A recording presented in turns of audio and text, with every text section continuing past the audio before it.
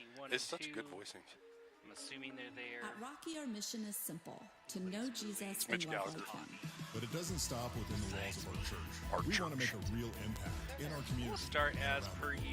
We're a church that Slow understands push the in importance on of putting to first Joy. things first. Devon. The Joy putting our in C. relationship with Campus God Pastor Then we'll do Moment. some C. things Switch there. tempos. Worthy through it all. We C. become I like to more be a little religious more focus.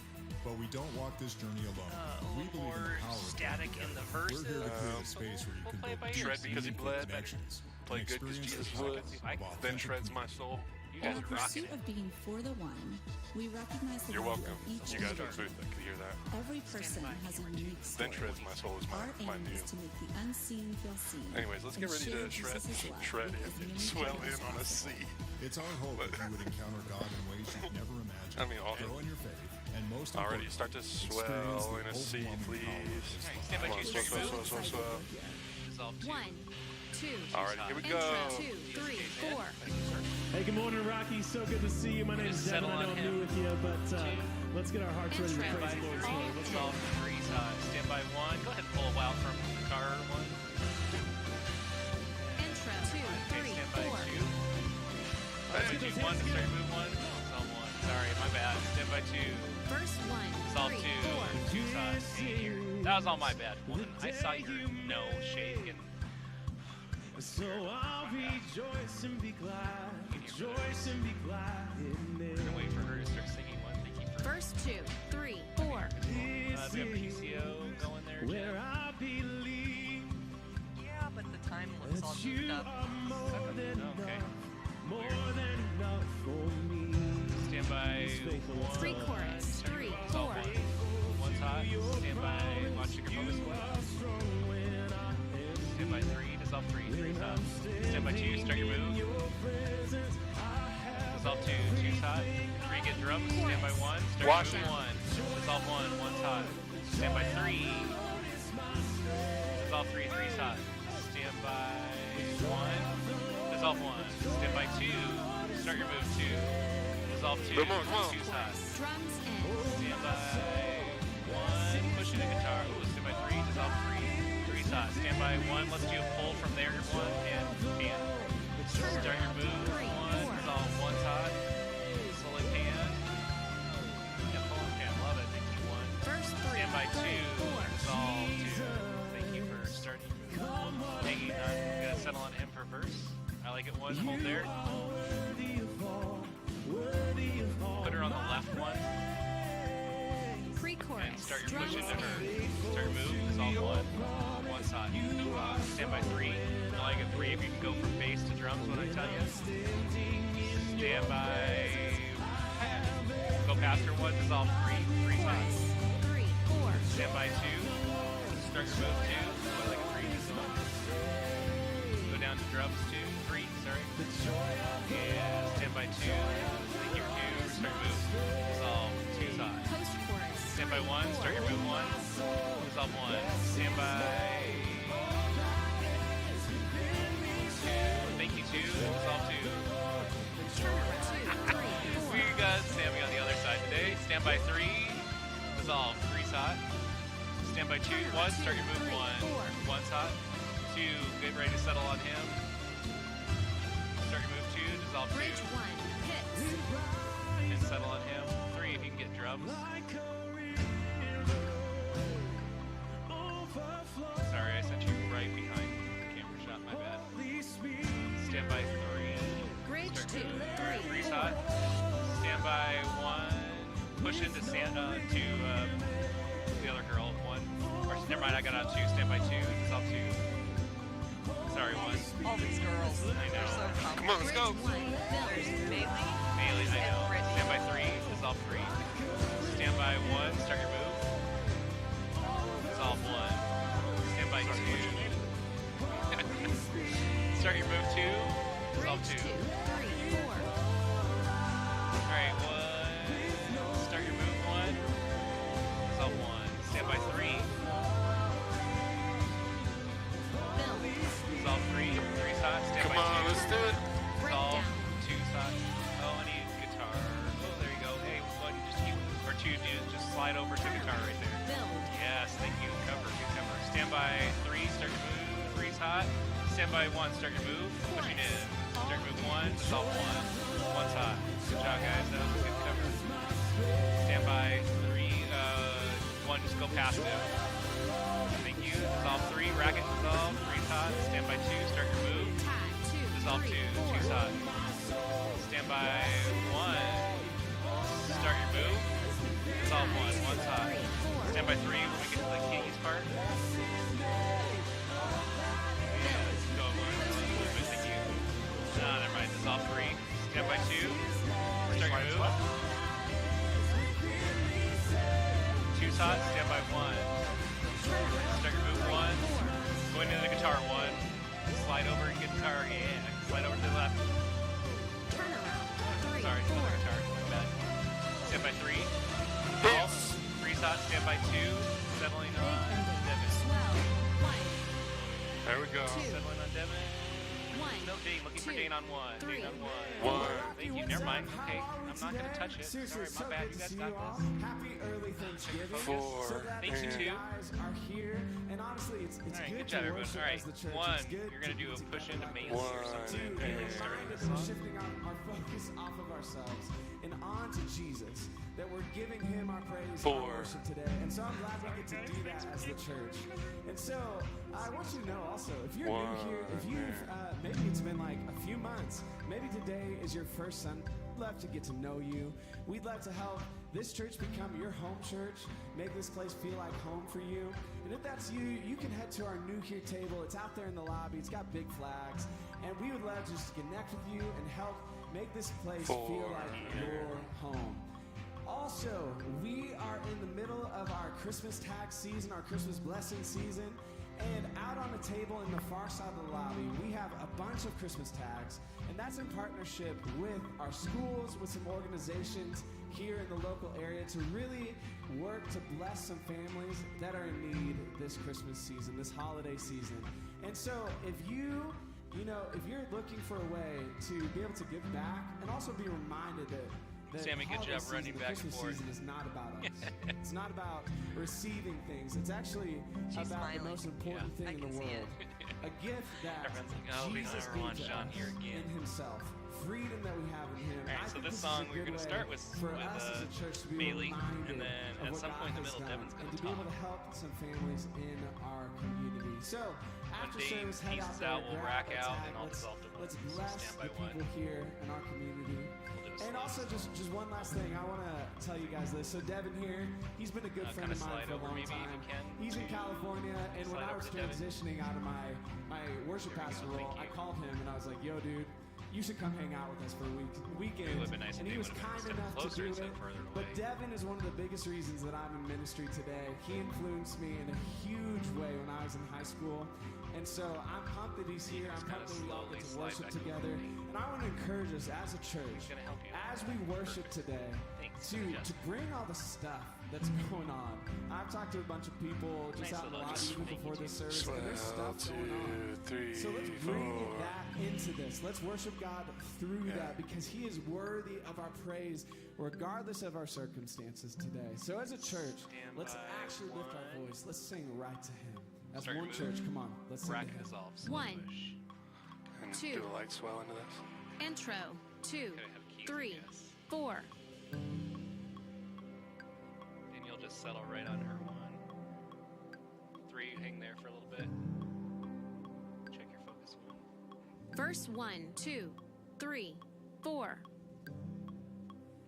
Looked and saw the fire, but didn't feel the flare. Just gotta hang here for a hot second. Smoking out. Turn Shoot, around. it's gonna be a while Drums until he in. sings, but we'll check. Maybe get Verse 2, stand by 2, 3, dissolve 3, Here's the progression. 4. 3's hot. Saw the walls Stand by of 1. water, 1's hot. but didn't wash away. Thank you 2. I wanted Maybe a nice Pre-chorus, slow pull 2, out pan 3, 2. 4. Start your move. Stand by 3. Steady. 3's hot. Stand by 2. Start your move 2. Dissolve 2. Chorus. 2's hot. Breakdown. Thank you 1. Just keep going. 1, give me Devin. even if the times are changing. Come on, sing it right to 2, him. just keep that nice and slow. Worthy through it, worthy Start your through move it 1, all. dissolve 1. Even if the Slow, fire slow, slow, keeps slow. raging, Stand by 3. even if the sun starts fading. Stand by to rack. Rack at 1 and Swell into dissolve. this. Vamp. Come on. Beautiful, thank you. All in. Stand by 2. Start your move, dissolve. 2. 2 sot. Stand by 1. Start falling on the floor. First 3, 2, Stand by 1. 3, Reset. 4. Start your move, dissolve 1. chose the Beautiful. cross you carry, the curse of Calvary. Start your move 2. Dissolve 2. That tomb was Stand by 3. Vamp. 2, 3, 4. Dissolve 3. And Verse 4. stand by 1. Start Slowly your move. build. Push it. Dissolve 1. 1 top. Stand by 2. Rack at 1. Dissolve 2. 3 top. Nice. Everyone's singing. Look at Come on, let's them. build it. Isn't that awesome? It is. Dissolve. Keep going. 2. Dissolve. I want to go to 3. You have the chorus? Chorus. Come on, Caleb. Dissolve 3. 3 top. Stand by 1. Love it. Dissolve 1. Stand by 2. Reset 2. Start your move. Racket 1. Dissolve 1. 2. 2 tot. Stand by 3. Dissolve 3. 3 tot. Stand by 1. Start your move. Dissolve 1. 1 tot. Stand by 2. 3. Dropping in on her. Pushing into her. This is Devin. Okay. Here's the loop. 1. Reset. Devin. Reset on Devin. Reset on Devin. 1. Nope. Okay.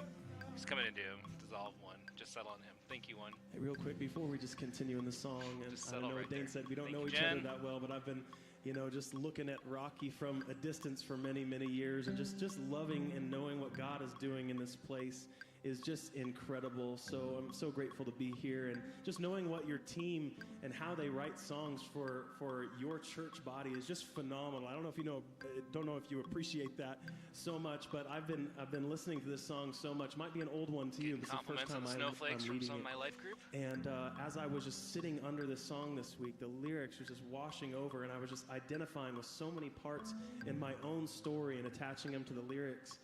I know for me, several years ago, I received a diagnosis that was just crippling. And several years back, we adopted a little daughter named Hope, and as beautiful as she is, she's got a lot of high needs. And so our house is just full of stress a lot of the time.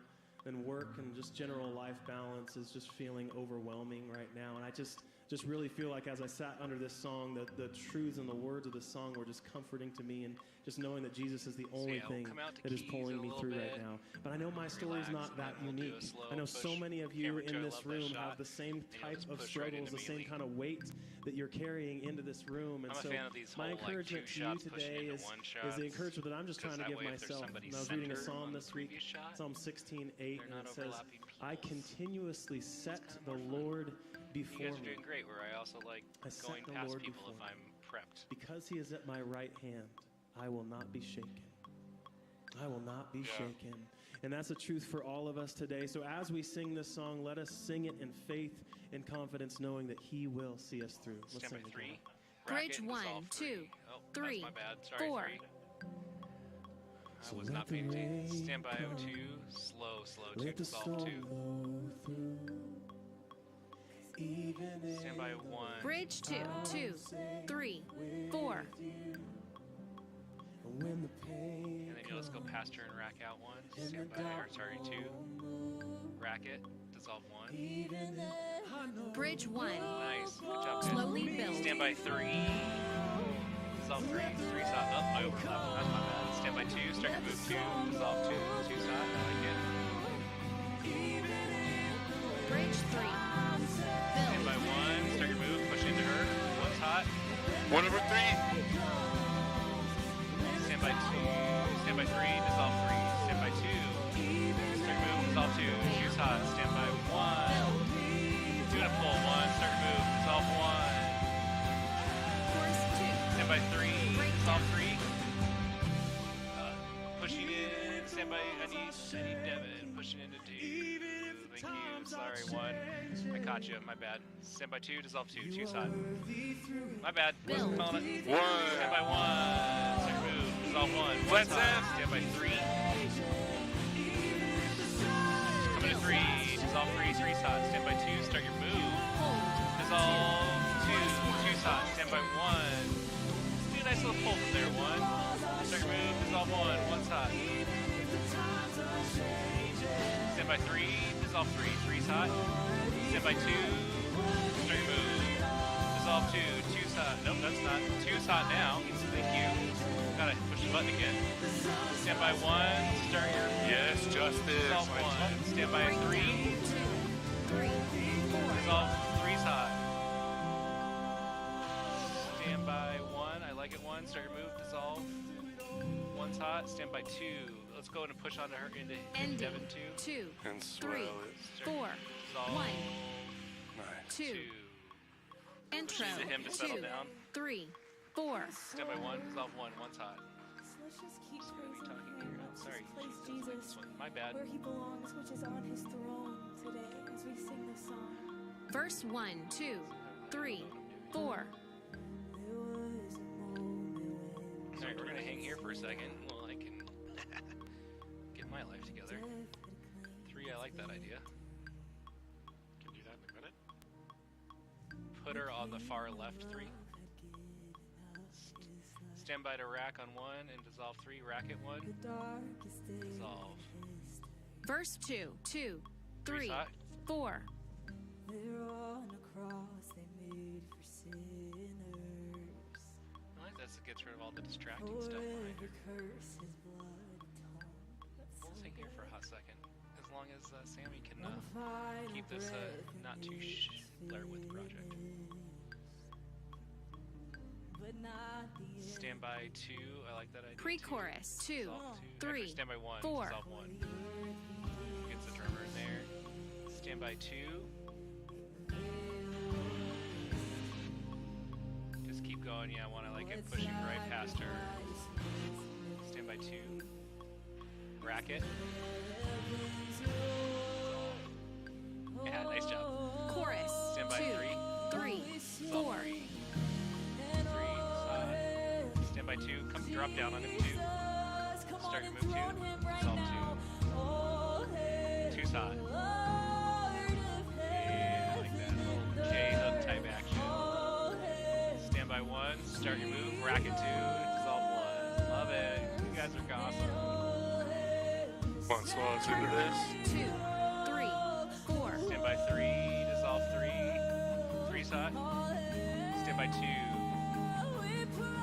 Dissolve 2. 2 side. Hey, if we can bring some more energy to this verse, that would be 3, great. 2, 3, Thank you, 2. 4. 1. Just settle on her with 2. Hang here for a hot second.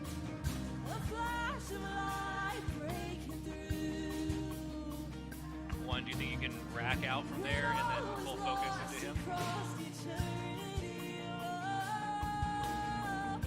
Start your move 1, dissolve 1. Pre-chorus 2, 3, One side. Yeah, just do something. 4. Yeah, I like it. Stand by 3. Keep going. I'm coming to you 3. Just waiting for him to be singing or something. Start your move 2. Come on. Dissolve 2, 2 side. Stand by 3. Chorus 2, 3, 4. Dissolve 3, 3 side. There you go. Good eventually sing. Stand by 2. I like it too. Do that. Drop. Here, Parker. There you go. Drop them out. We don't need your keys, Parker. There we go. 2 side. Stand by 1. Push it in. Start your move 1. Dissolve. 1 side. Stand by 2. Keep going 1. Pass it. Rack it. Dissolve 2. 2 side. Stand by 3. What you gonna do? 3? Yeah, sure. Why not? Dissolve 3. 3 side. Stand by 1. Start your move. Dissolve 1. 1 side. Stand by 2. Dissolve 2. 2 side. Stand by 1. Let's do a pull from. Yeah. Stand by 3. Dissolve 3. 3 side. Stand by 1. I like it. Start your 5, move 1. start building. Dissolve 1 side, stand by 2. Keep going, full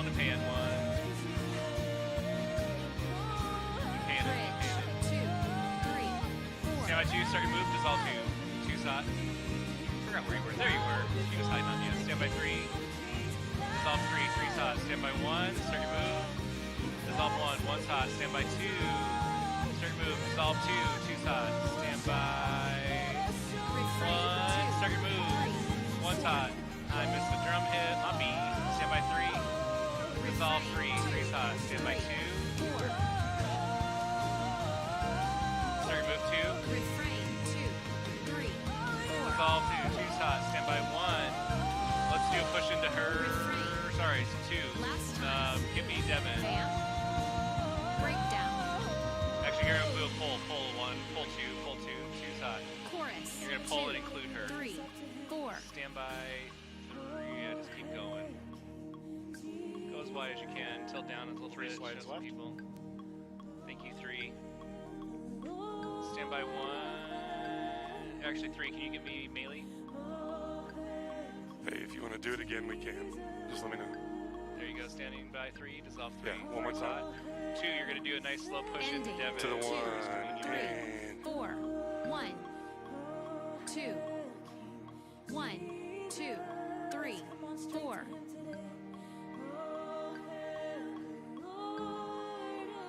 Guessing she added this? We're just going to go stand by 2 for a slow push into Devin. and end. Start your move 2. So on the 4. Dissolve 2. Alright, 3. You can relax hiding over on that side of stage until communion's over. Yeah. So you don't walk past anybody. Thank you, Jesus. God, we just cast our gaze on you high and lifted Perfect, up. thank you guys. God, we DSK's out. magnify your name. Thank you, God, for We're going to hang here until... It's loaded. governing the earth, governing our lives. God, sitting on that position and ruling with grace and mercy, Message queue justice and set, truth. ready to God, we go. sit under your authority today. We invite it over our lives. We bless you. We honor you. We worship you, God, in your name. Amen. You can go ahead and have a seat. Stand by And, CG full in a little bit. You know, I have 3 children, and one of them just turned 8 years old. I feel like he's in the getting ready cutest to little pull out a phase photo right and now. show it. His name is Levi, and his love language is physical touch. So when my wife and I, let's say we're in the kitchen and we go for a morning hug, he started to do this Matt's thing on where the he runs wrong over side to of us the and he goes, TV, "Can and I it's throwing fit me in off." this little space?" And he wedges his little body in between my wife and I. And he just wants to share in our love. And of course, we invite him in gladly to that. And it just, every time he does that, it just gets me this overwhelming picture that we are invited into that same love of God, whether we access it on a regular basis or not. You know, just as we sang about, I don't know if you knew that when the moment that Jesus died, the temple curtain or the veil, which is essentially the stop sign to the presence of God for those under the old covenant, that what separated them from really experiencing and encountering the presence of God, except for one person one time a year, that veil was torn in two when he died. And now we, under the new covenant, have direct access to the presence of God. We are welcomed into the loving embrace of the Trinity. We can fit inside that little space, and that's our invitation today. The writer of Hebrews gives us this encouragement. He says, "Therefore, brothers and sisters, since we have confidence to enter the most holy place by the blood of Jesus, by a new and living way opened for us through the curtain that is his body, and since we have a great priest over the house of God, let us draw near to God." Let's fit in that little space with a sincere heart and with full assurance that faith brings, having our hearts sprinkled to cleanse us from a guilty conscience and having our bodies washed with pure water. Communion is this magnificent reminder that Jesus is as So close up here we'll and be as listening for intertwined Parker with to the give him fibers the of our body cue to as the bread we're pray. about to eat, as the cup we're Stand about by, to drink. CG. And so as we take communion today, would you draw near? And Jesus has invited you to draw Sammy, you're near. creeping up there. So come to him with whatever you have. And when you're ready, Everybody take wave that at bread, Sammy. which represents his broken body, and take that cup, which represents his spilled blood. Rack and dissolve. Thank you too. Band can clear. CG's hot. Standing by for about a minute. Listen for Parker.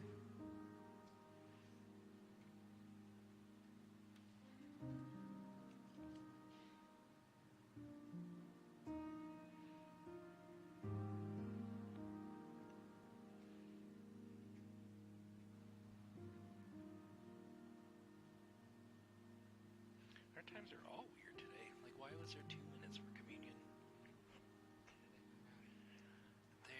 There is a setting. I think I know. Maybe. Who knows? Stand by 2 when we hear Parker talkie-talkie.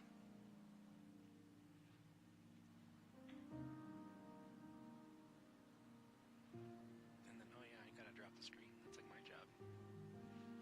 Jesus, we are so grateful for Dissolve. that gift of relationship coming and down. intimacy Two's with hot. you. This invitation to draw near. So we do that now. with Stand our by hearts to and our minds as ROLL we just on my prepare call. for the Word. May you have an open space to take up residence in our hearts, and may this Word change us from the inside out, just as we celebrate it. God, we love you. We bless you. In your precious holy name we pray. Amen. Roll it. Dissolve. Amen. Good morning, church. Hope everybody's doing well. This morning, I want to welcome in our Frederick campus. Everybody's hanging out with us online. Woo. Good to be Thanks, everybody. together on this. You guys are the best. Getting ready for Thanksgiving Let's week. do I know this we have again many in like people an that are already out and hour-ish. about traveling. Many are Where is the watching clock? online. So, There is again, the thanks for clock. hanging out with us. I don't even know what time it is. Exactly I'm like an battling hour. a bit of a cold this 2 morning. minutes. Thank you, guys. I am amped Going up off on all headset. kind of I'll be up cold here. meds right now, and I've got a cough drop in. So if I start having a coughing attack, or if I just say something that seems a little strange, just offer me some grace this morning, okay? Just be like, he's on that cold med. So this is just, tends to be the season. I hear coughing out in the crowd too. So anyways, but I'm here and I'm glad that you're here. And today we're starting a series, just a two-week series, just a quick little 2-week series entitled Be Rich. That's right, we're talking about money this morning. Come on, make some noise. Everybody's excited. Let's go. You know what's interesting?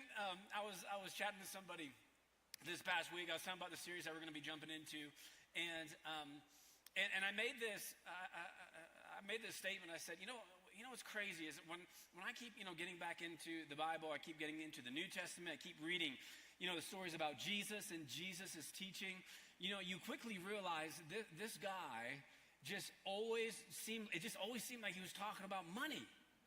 I mean, I just doing devos the last couple of weeks and, working through, some of the scriptures in the New Testament. I go, here he is again. He's talking about money again. And the reason why I think, we should talk about money is because, one, we're about to get into the holiday season, which there's a lot of, things that we can talk about when it comes to money and year-end giving and the purchasing and buying of, gifts and giving gifts and all that great stuff. But I just think it's just helpful for us, especially those of us who are Christians, that every once in a while we should talk about money because Jesus talked about money.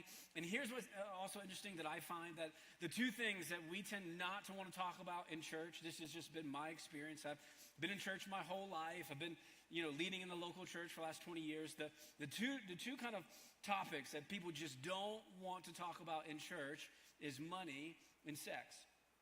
These are the two things that people just don't want to talk about. And I'll just be honest with you, these are the two things that get people in trouble the most.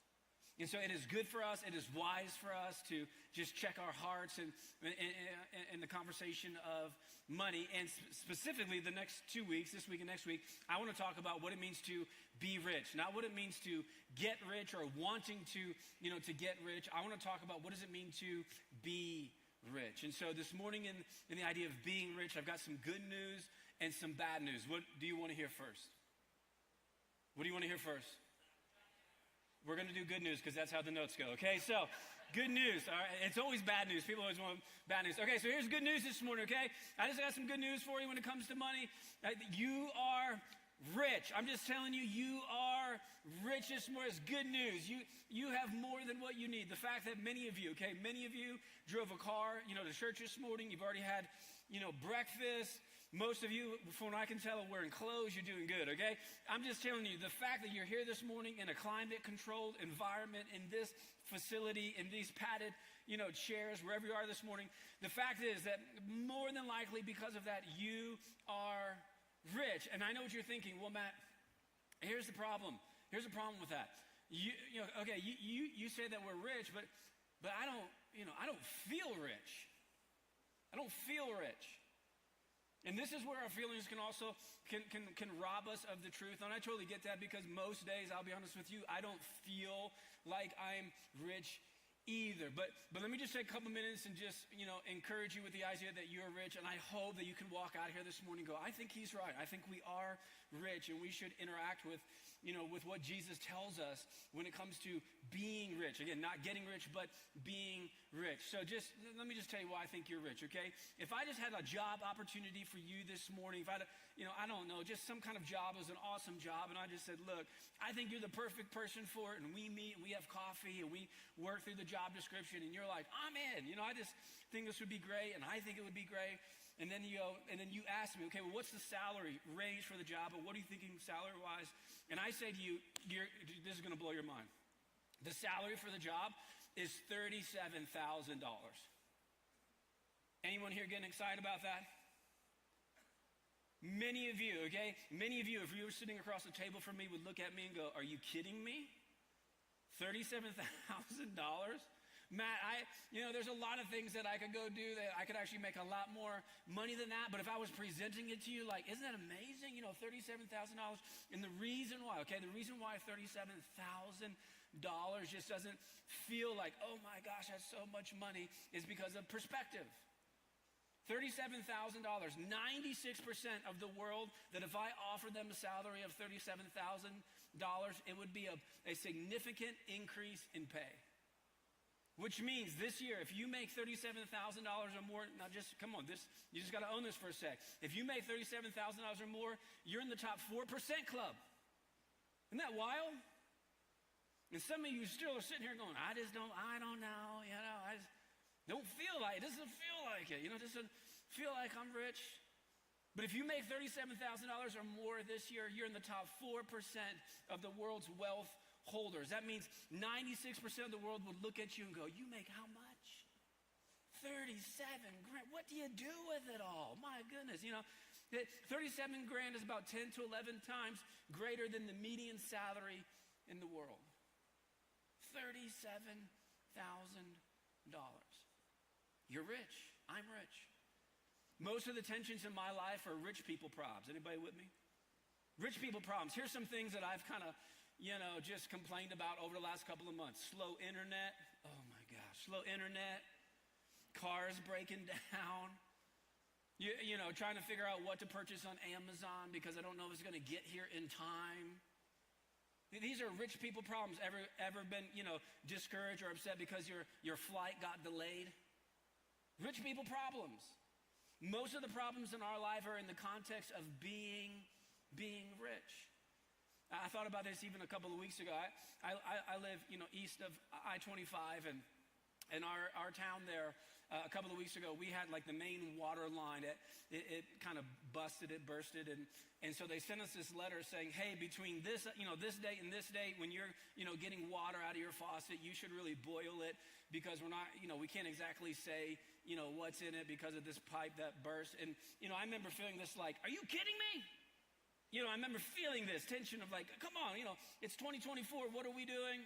Just going through that a little bit, this inconvenience now, now we have to boil our water before we can either drink it or use it for cooking. And then I was quickly reminded, Matt, back in June, you were in northern Kenya, almost in southern Sudan, and you were hanging out with people who live in the middle of nowhere. So, Smallman, did I beat Jen? And I remember doing this. I got a couple photos here. I remember doing this home visit of some of the people that are up there in the county's called Turkana, and even farther up is a town called Lotradame. And I'm hanging out with the people up there doing a home visit, and I quickly begin to realize that we're doing home visits. These are really large families, but most of the family isn't there. And I asked this one mother, hey, how many children do you have? And she had quite a bit of children. And I said, where are they? Where are they? And she said, well, a couple of them left early this morning because they had to go and get water. Well, how far is the water? Well, it's several miles. The stream is several miles. And so they leave early in the morning so they can walk there, get the water, then carry it on their head and get it back by dinner time so we have something to drink and we have water to use to cook. I'm telling you, you're richer than you think. I'm richer than I think. Gallup did a study a couple of years ago where they went into the different socioeconomic groups and asked each group to define rich. What does it mean to to be rich? How much do you have to be rich? And interesting enough, in the midst of this study, everybody had a different definition of rich, and no one would fit the definition. And what they found, and all these different levels of socioeconomics, that essentially people would define rich as having double of what they had. So if you made $30,000, a person would say, well, a rich person makes 60. Or if you made $50,000, a rich person would make 100. It was always a moving target. You could say it like this: rich is a moving target.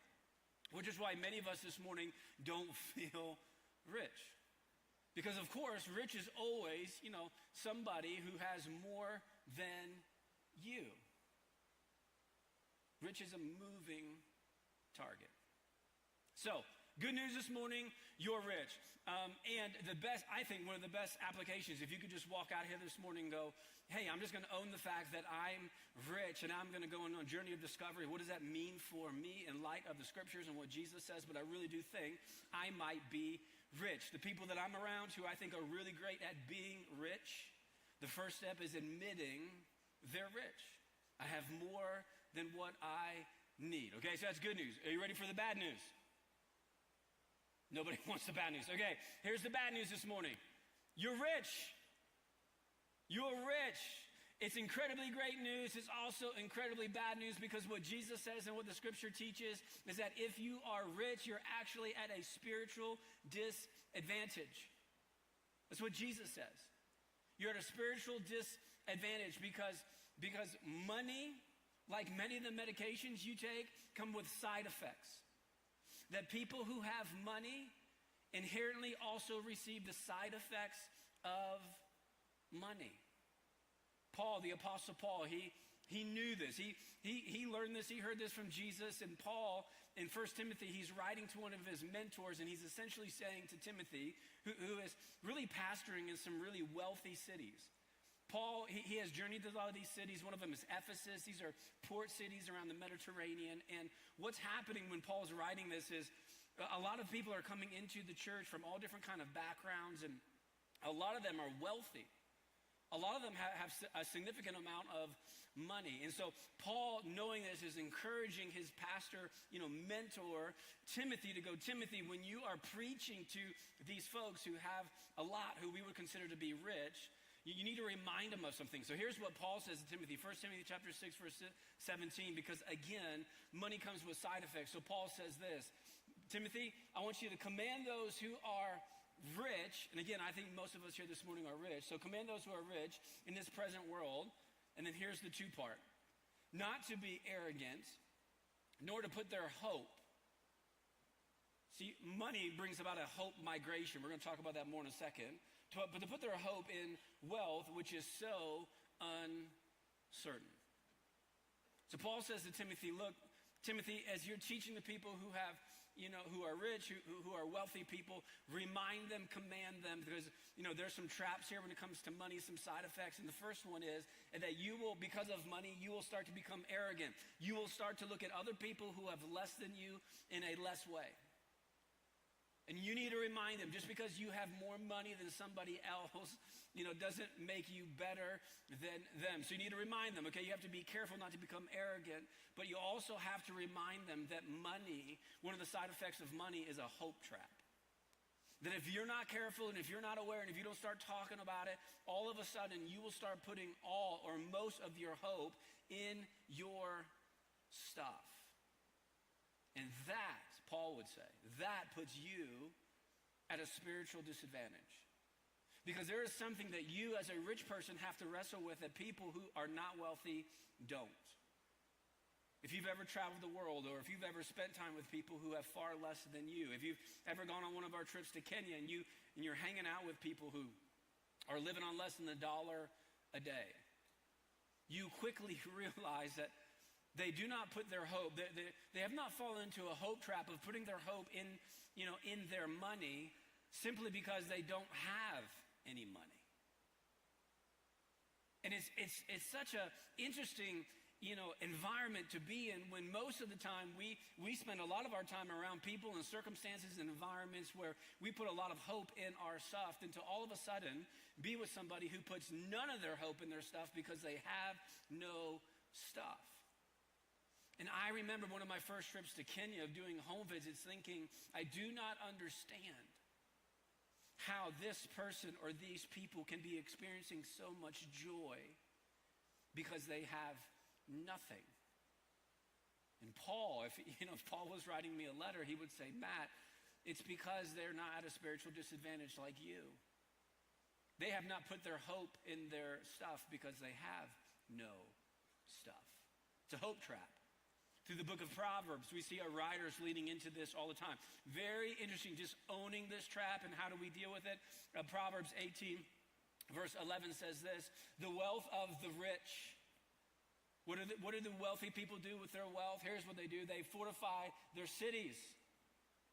They imagine a wall too high to scale. In other words, the writer's saying here, you know what wealthy people do? They find their safety and security in their stuff. They build the biggest walls because they have the money to do so. It's a hope trap. That if you are rich this morning, all of us, if we're not careful, we will fall into and start putting our hope in our stuff. And many of us would go, not me, I don't do that. That's not something I do. But I'm telling you, it is so easy. It's so sneaky. Our money has side effects. We don't even think about it because, this is just the world we live in. But I'm just telling you, okay, you could say it like this. When all we have to do is reach for our wallets, when you're presented with a problem in your life, when there's a tension, when something happens and potentially is even negative, most of us, because we're rich, when all we have to do is reach for our wallets, it begins to happen, our hope will tend to migrate. When our first response to the tensions of life isn't to get on our knees and pray to God, but instead go, I can take care of that. I've got money, I've got credit. We don't even have to ask God for it because we can take care of it ourselves. It's a trap. It's a hope trap. And Paul telling Timothy would tell them, look, you got to command, you got to remind the rich people, do not put your hope in your wealth. Another Proverbs chapter 30, verse 8 and 9. This is very interesting. Listen to what the writer says here. Keep falsehood and lies far from me. Give me, and he's talking about the extremes here, give me neither poverty nor riches. A lot of wisdom here. The writer is looking at wealth and going, man, I see these traps. I see people who have everything and I see people who have nothing. So give me neither poverty nor riches, but give me only my daily bread. Lord, just give me what I need today. Just give me what I need today. Otherwise, again, if I have too much or if I don't have enough, otherwise I may have too much and disown you and say, who is the Lord? If I have too much, I may fall into the trap and start living my life as if I don't need you. Or I may become poor and steal, and so to dishonor the name of my God. Interesting perspective. In the context of wealth, there are traps if you have too much, and there are going to be some traps if you don't have enough. So our writer here says, Lord, just give me what I need for today. Whew. Wealth has side effects. Poverty has side effects. So what do we do? If we are rich this morning, what do we do? How do we not fall into the hope trap of putting our hope in our stuff? Well, Paul continues, 1 Timothy chapter 6 and verse 17. Command those who are rich in this present not to be arrogant or to put their hope in wealth, which is so uncertain. But here's what you do.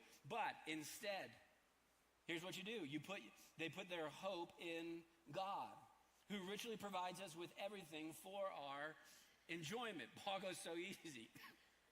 You've got more than what you need, so in the context of your wealth, do not go to your stuff for safety and security, but instead continue to keep your eyes on God. Keep your eyes on God. So what do we do? What do we do as rich people In the context of the hope trap, here's what Paul says. Here's the answer. So simple. You just put your hope in God. Sounds so easy. And for some of you, you've experienced this, or you've been around people, who even have more than you. They're just wealthier than you, and you just find like you would never even know that they are so wealthy because they're not arrogant in their wealth. In the context of their relationship with God, you just know that their hope is in Jesus and not in their stuff. You know it when you're around it, but I'm just telling you, it's so easy to go, oh yeah, you just put your hope in God, and go, what exactly does that mean? How do you know if you're doing that well? It'd be so easy for us to walk out here this morning and go, oh yeah, I put my hope in God. But I would remind you that when life gets tough, this is where we really find where our hope is in. Paul continues, verse 18. Here's what it looks like if you're going to put your hope in God. Command them to do good, to be rich. This is what it looks like to be rich in good deeds, and to be generous and willing to share. The adult version of sharing. Paul would go, sharing is caring. You know what it looks like to put your hope in God? It looks like that as you view your wealth, you choose to be generous and to share. Any parents of little ones in the room this morning? Any parents of like 2-year-olds in the room this morning? Yeah. What's a word that your kids just figure out that you don't even have to teach them? Mine. It's mine. We know this, okay? Even if you're not a Christian this morning, you should lean into this because, that I think you go, oh yeah, this makes sense. There's something inherently in all of us that is selfish, and we want what we want. And if you had good parents early on, they began to lean into you, and what they would say, no, we're going to share. We're going to share. See, all these toys that you have, they're not just for you because the assumption is that it is for your consumption. But no. Good parents, they lean into their kids and they start saying, no, we're going to share. Yeah, but that's mine. Yeah, but they're visiting with us. They're guests with us. And so we're going to learn how to share. Share. And do your kids go, this is awesome. I love sharing. No, because their perspective is, this is mine. This is mine. If they want to play with toys, they should have brought their toys. And Paul, I'm telling you, this is an adult version of that conversation when he says, when it comes to your toys, when it comes to your wealth, when it comes to your stuff, if you want to know if you're putting your hope in God, you know what that looks like? It looks like generosity, and it looks like sharing. It looks like instead of holding all of your stuff and going, no, this is mine. I worked for it, I earned it, I saved it. And Paul would lean in and go, no, come on. You share. You share. And the reason why, and here's the hope trap, the reason why many of us, and we don't want to admit it, and it's difficult to talk about because, again, we would automatically go, no, I'm not this. But the reason why many of us aren't great at being rich is one word, and here it is. It is the word greed. Greed. Somewhere along the way, you assumed that what you got was all for you. The assumption of consumption. Jesus, he kind of defines greed like this in several different places in the New Testament. He says this: greed is the assumption that everything placed in our hands is for our consumption. If it's in my hands, it's for me. I don't have to worry about, giving it to somebody else. No, come on, it is for me. I earned it, I bought it, I saved it. It is all for me. And many of us this morning, me included, would probably walk out of here if somebody asked me, hey, are you greedy? I would say, no, I'm not. I'm not greedy. And then we start leaning into the teachings of Jesus, and all of a sudden we become not so sure. Luke chapter 12, Jesus is teaching in front of a crowd. As he's teaching, there's a little family dispute that breaks out. Someone's essentially accusing someone else of being greedy. Jesus leans in. Luke chapter 12, starting in verse 15, here's what it says. Then he said to them, watch out. Be on your guard against all kinds of greed because, look, life does not consist in an abundance of possessions. Be very careful This is the hope trap. Come on, we got to talk about this. If you should be aware. You should be aware. You guys are arguing about being greedy and who does this belong to and all of this, but you're looking at this thing, all the wrong way. Verse 16, so Jesus does what he always does. He tells a story. And he told him this parable. He says, the ground of a certain rich man yielded an abundant harvest. People are arguing, about what's greedy. Jesus goes, let me tell you a story. There's this farmer who had this incredible year of farming. And when he went to harvest, he had more. He had so much more than what he needed, to which people who were listening and to those of us this morning would go, well done. That's awesome. Maybe he worked hard. Maybe he, planted at the right time, or the right seeds, or the right seasons, but great job. Awesome. So he's got more. This is a rich guy. He has more than what he needs. Verse 17. And he thought to himself, this is what we think to ourselves, what shall I do? I've got more than what I need. So what shall I do? I have no place to store my crops. Interesting. I wasn't expecting this, but the harvest was very plentiful, and I have more than what I need. And don't forget this, Jesus is leaning in. He's telling this story in the context of greed. He's telling the story to you and me a couple thousand years later as wealthy people, as rich people, to begin interacting with our wealth and the side effects of wealth. And he's telling a story about a farmer who has more than what he needs, and he's going, what do I do? And in the context for you and me this morning, if we have more than what we need, what do we do? You woke up yesterday, Saturday morning, and maybe this is your story. You're a wealthy person. You have more than what you need, and the bank account has money in it, and the gas, your car's got gas in it, and you don't even have to work. You could take the day off because you have more than what you need. And so what do you do? You have all these kind of options now. You could go to the movies. You could go shopping. You could get in your car and go sell it and get a nicer car or a better car. These are things that you have to think about when you have more than what you need. So here's the farmer. He goes, what shall I do? I've got more crop than I know what to do with. And then he said this. Here's the solution. I know this is what I'll do. I will tear down my barns, and I'm going to build bigger ones. My barns are too small. They can't hold all the grain, so I'm going to build bigger ones. And there I will store my surplus grain, and I'll say to myself, you have plenty of grain laid up for many years. Take life easy, eat, drink, and be merry. To which many people listening to Jesus teach a couple thousand years ago, and to those of us who are listening this morning would go, yeah, good job. Saving. His barns are too small. Let's get some bigger barns up in here. Let's save. Let's keep it for ourselves. You earned it. You farmed it. So, of course, that makes sense. And Jesus, who's the master storyteller, has everybody right where he wants them. He's got everybody going, well, yeah, that makes sense. You had more than what you need, so what did you do? You saved it. You put it into your savings account. You put it into your Roth IRA. Well, of course, that's what you do. You have more than what you need. I'm just telling you, if you're a Christian this morning, there's some tension here. Well, of course, it's for you. You earned it.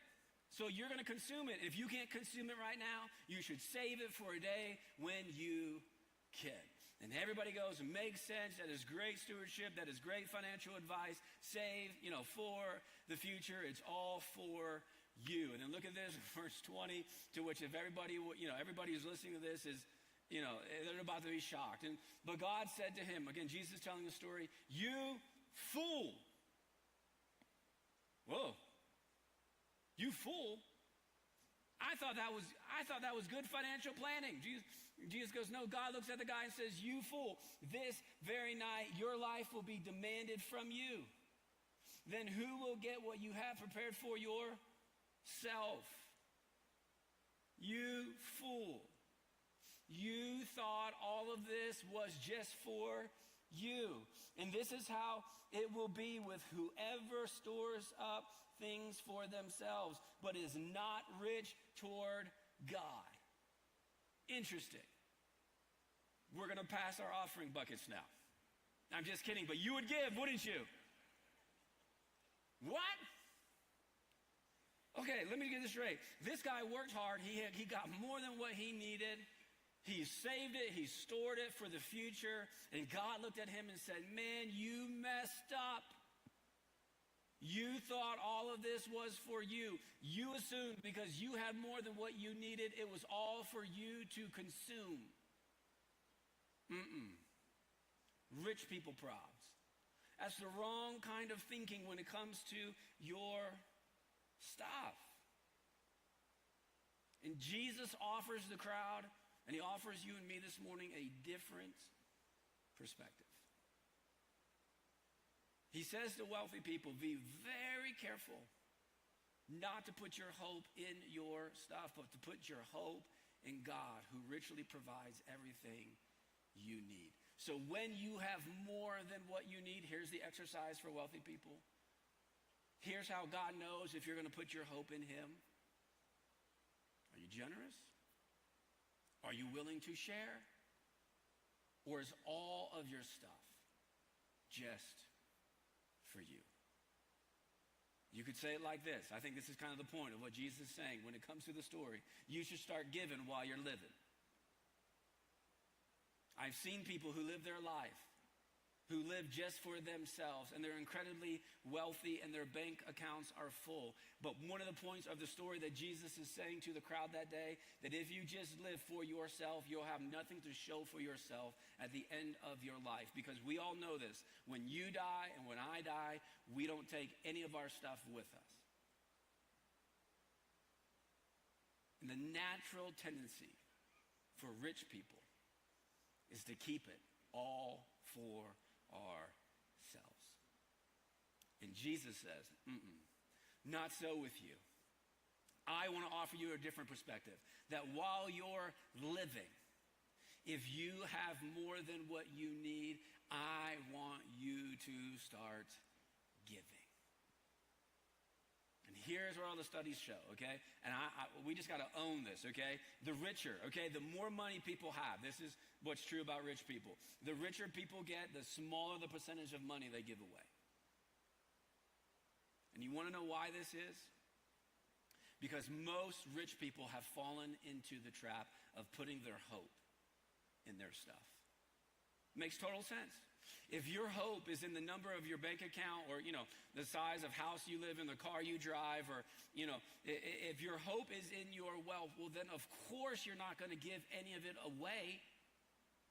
That would be incredibly scary. That would be incredibly risky. If your hope is in your stuff, you're going to keep it for you because that's where you find safety and security. And yet, somewhere along the way, friends, you're going to find out that your wealth and your money and your stuff cannot provide everything you need.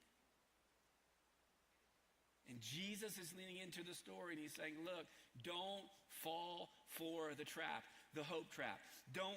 Rich people, don't put all of your hope in your money.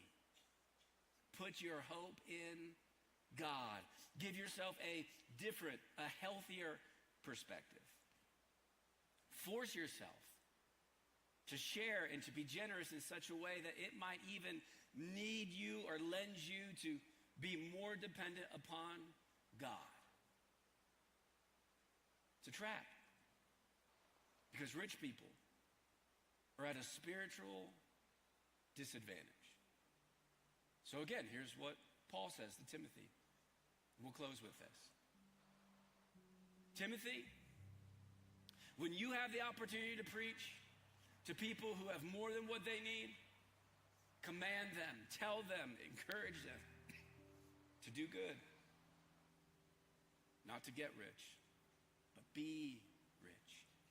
Be rich in good deeds and to be generous and willing to share. Because if you don't, you'll fall into the trap that most rich people fall into. Now, one last thought and I'll close. Here's what I find. That the reason why many of us who have more than what we need, the reason why many of us fall into the hope trap of putting our hope in our stuff and not in God, is because when it comes to our stuff, when it comes to our money, we do not have a generosity plan. What we tend to do is we tend to be sporadic in our generosity. And I totally get this. We have more than what we need, so we build bigger barns.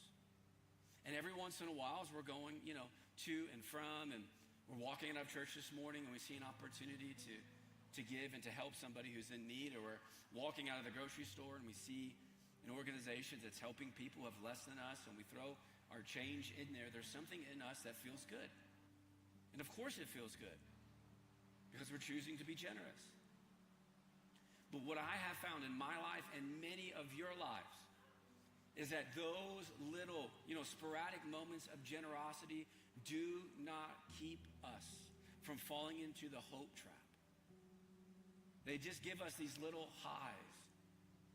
But my concern is that in the midst of these little highs, that we might fool ourselves only to get to the end of our life and God look at us and go, "You fool. You missed it. You had more than what you needed. And you fell into the rich person trap. You kept it all for yourself." What many of us are missing is a generosity plan.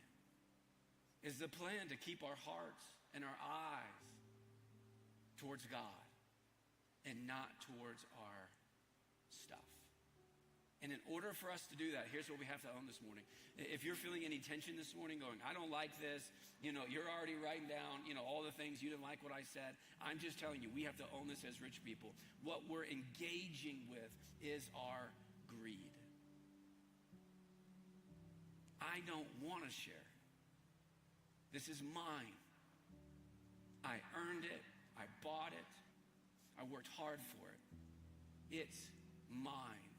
And the trap, and if you're not a Christian, we're going to talk more about this next week. You should come back next week. Because when we read this verse, okay, we assume, I run into so many people who assume this. They assume that Paul, or they assume that God, the reason why God, or the reason why Jesus talks about money is because people think Jesus wants my money.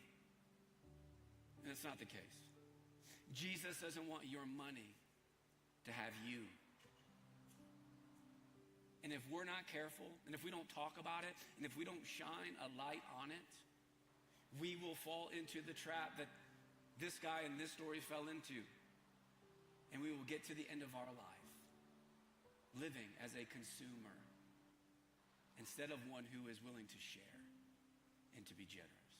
So if you don't have a generosity plan, if you're not strategic, if you're going, "Man, I don't even really know what it looks like," well, next week this is what we're talking about.